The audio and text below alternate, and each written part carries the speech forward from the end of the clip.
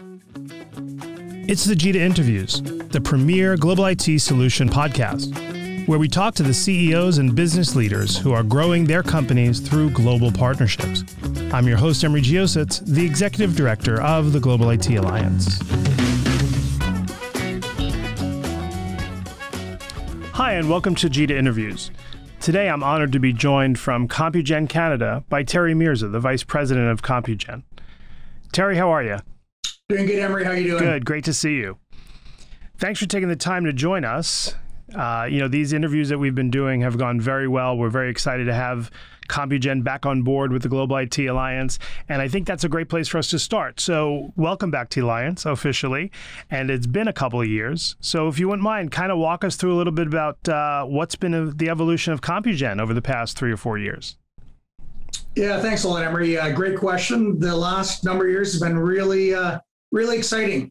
Look, the big shifts for us is we're really driving towards a services business. You know, technology's played such an important role for customers, and for sure over the last year we've seen that role, and so really driving as a services business, driving towards business outcomes, and really working with our customers around the experience, really driving more of an experience-based business on services and outcomes. Yeah, that's great. That's great. So the big elephant in everyone's room as I've been doing these interviews is, of course, what occurred to everyone's business in 2020. So if you could talk to me a little bit about what was the effect of COVID on your business in 2020? How did you guys pivot? What did you have to do to right size? A little bit color on that would be great. Yeah, listen, great question. I mean, like every other business, the biggest pivot was we had to figure out how to run the business, deliver for our staff and our customers in a remote way. I mean, we've always had a level of mobility within the organization, but to be able to do that across the country, coast to coast, from operations, from cascading communications, from delivering services to customers, and then really, making sure that our staff and that culture and everything Compugen stands for and doing that in this kind of distributed and disconnected format, it's been really interesting, but I'm really proud of what we've accomplished. That's great. That's great. It certainly was a difficult year for many. Was there a part of your business that when you changed that strategy due to what occurred in 2020, you now have as a permanent fixture within your offerings or your go-to-market? Yeah, listen, the reality is I wouldn't say we changed our strategy much. In fact, I think the last year has really accelerated.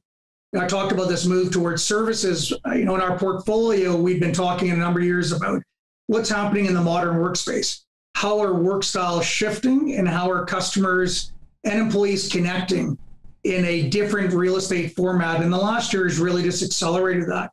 So really for us, I think the offers and creating offers around work from anywhere, recognizing that folks and in organizations are going to need to conduct their business in a more digital way, has really been a part of the game plan for some time, but really accelerated and will continue to move forward. Yeah.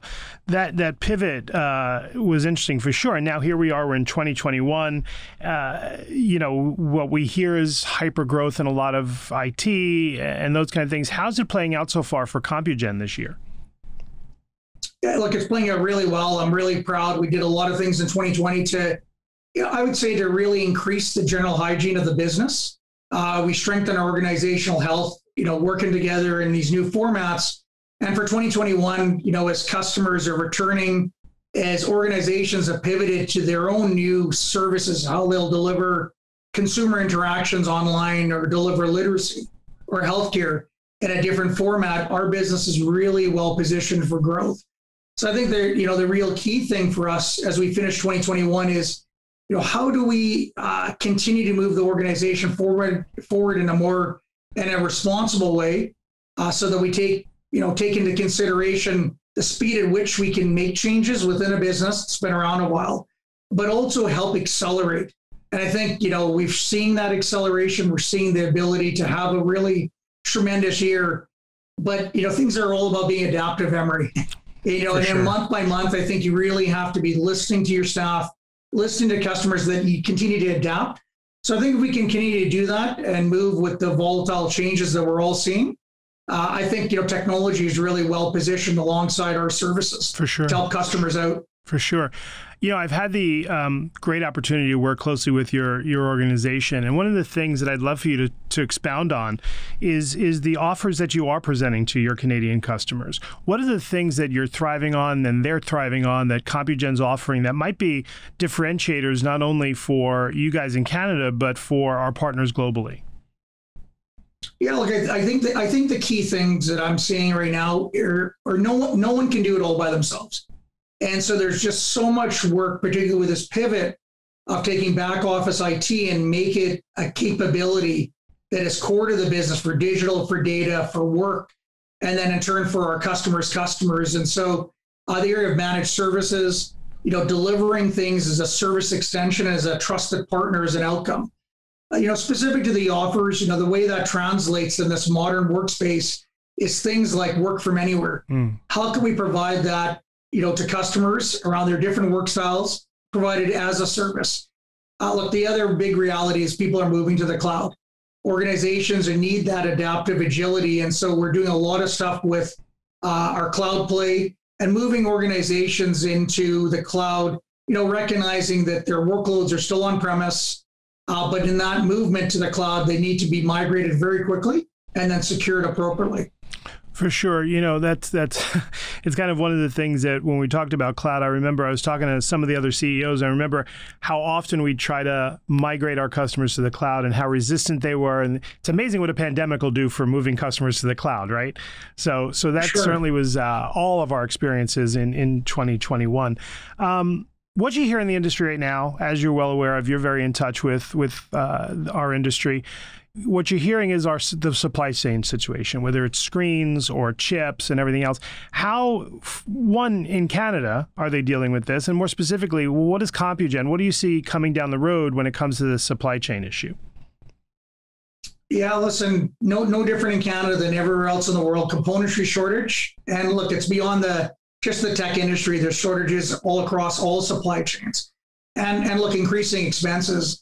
I think the reality, Emery, is we all got to work stronger with our customers to plan and predict what it is that we need to do to help, deal with the supply chain changes. I think for sure firms like Intel and others are continuing to elevate the amount of componentry that can be built and can be provided, but the demands are so high. I think, look, the other reality is what we're doing is we're trying to continue to work very, very closely with customers on looking at alternative options. Mm-hmm. I think, you can take a look at VDI as the type of solution to extend the assets that customers currently have. You can look at alternative form factors. And so again, I think things like device as a service, I think, offers that provide choice and outcomes allow us to take on the responsibility of the supply chain and componentry issues so that customers can plan their demands and their needs. And so, look, in the near term, we're all struggling with this, but look, I can't see it changing. Mm-hmm. I can't see it changing through 2021 and beyond. I think the demands are so high, particularly with processors for IoT, the shifts in the data center, the shifts on the endpoint. So the more we can plan proactively with organizations and then really shift outcomes to firms like ourselves to take on that whole end-to-end service over the period. I think that's the way to manage it. Terry, you're exactly right regarding the supply chain issues. And I often think about as customers who forever said or resisted forecasting, right? Thinking that potentially it was just us taking advantage of a lead time, if you will. Now it's vital to their business. So I couldn't agree more on the forecasting. It's become a must-have as opposed to a nice convenience for us in the industry, for sure. Let's shift a little bit about to what the alliance means to you guys. When you look at Compugen and Canadian reaches through certain verticals and things like that, how do you see Compugen's view of global business and what does it mean to you? Yeah, listen, it certainly is evolved, right? I think we can all get caught up a little bit in our domestic needs. And I think the reality is we live in a global world. We see it institutionally with things that are happening in Bitcoin or financial services. We see it in consumer life. We look at online services. So for Compugen and what this relationship means is that it really gives us an opportunity to have a much more global mindset. Think about the fight for talent. People can work from anywhere, any place, with this greater, format of digital dexterity. So allowing us to have that more global mindset as well as provide capabilities. I think a lot of organizations in Canada are going to have much stronger customer demands on a global basis, operations on a global basis. So us being able to have this type of partnership not only allows us to look at talent that we might be able to leverage and provide guidance in country, but provide capabilities out of country as our customers are demanding. You're exactly right, Terry, on how global business is viewed today. We see this at the Alliance from the perspective of, we were primarily product. We were primarily shipping hardware all over the world. And now the pivot to global services and being able to execute those services within each country of our Alliance partners has become very important. And I'm certain that Compugen's portfolio would align with that. Yeah, no, for sure, Emery. It's the right move. I mean, the reality is that the technology product, I think, will always be a part of, some portion of an offer. But the reality is that service and delivering that experience is what you have to become very, very good at, wrapped around the product. Yeah, great. So I know you pretty well, so I'll ask this question. I think I know the answer, but when you look at the accomplishments of Compugen throughout the pandemic, through the most difficult year that humans have encountered, let alone businesses, what particular couple of things are you most proud of when you look at your organization and how you executed in 2020? Look, hands down, I think, we really doubled down on our employees and our staff. I'm just so, I'm thrilled. It's been, like, for everyone, it's been, it has not been an easy journey. And I think it's so exciting to see the world opening up the way it has. And it said a lot about the resiliency in our business, but I think the focus we have put on, and I've always known this of the company and the culture we have, that our staff and our employees are so important. But to watch us kind of rally around staff sentiment, really rally around cascading communications, the town halls hosted, really listening to our people and really focusing on their safety and conducting the things that they need to help support our customers, ourselves, and then the overall economy. That's the thing I'm most proud of. For sure. And textbook great management is people first. So that's obvious, right?